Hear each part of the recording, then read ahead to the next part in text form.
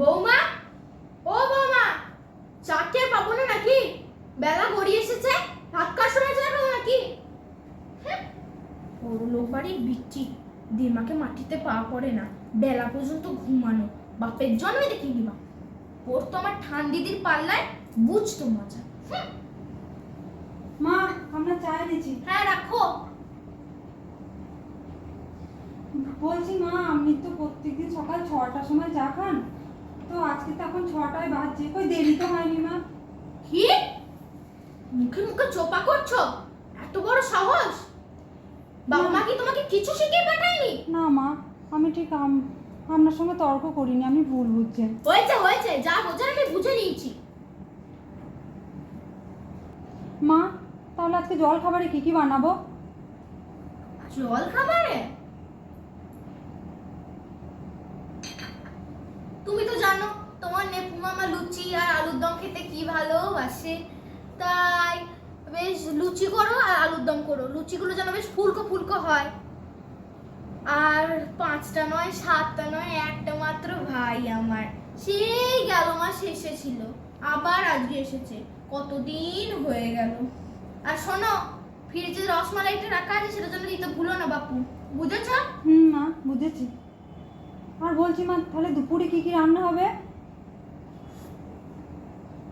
দুপুরে তোমার বাবার আমি তেমন তো কিছুই খেতে পারি না, তো একটা কাজ করো, বেশ যে বড়িগুলো আছে ওই বড়ি আর ডাঁটা দিয়ে বেশ ভালো করে খালি শুক্তো নেবো, 5 রকমের ভাজা করো, একটু কলমির শাক করো, বিউলির ডাল করো, আর বাবু যে আমসত্ত্ব আর খেজুরটা এনেছে বাজার থেকে, সেটা দিয়ে বেশ ভালো করে খালি টমেটো চাটনি করো।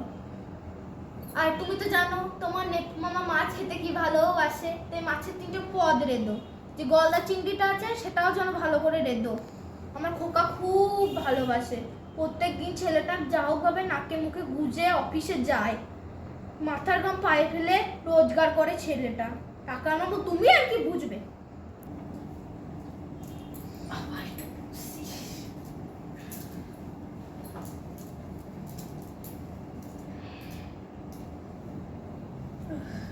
বৌমাটা রান্না তো মন্দ করে না, কিন্তু ঘোষ কিনে আবার বলেছে বেশি লাই দিলে চলবে না, তাহলে মাথায় চড়ে নাচতে লাগবে। কাটা ম্যাচ ম্যাচ করছে।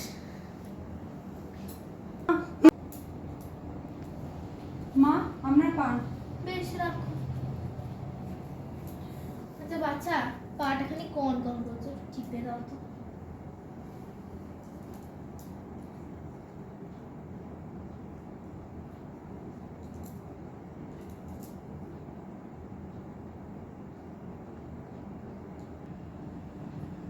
বলছি মা, আপনি যে বড়িগুলো দিয়েছিলেন না, খুব সুন্দর হয়েছে, সবাই খেয়ে খুব প্রশংসা করেছে। তাহলে স্বীকার করছো তো?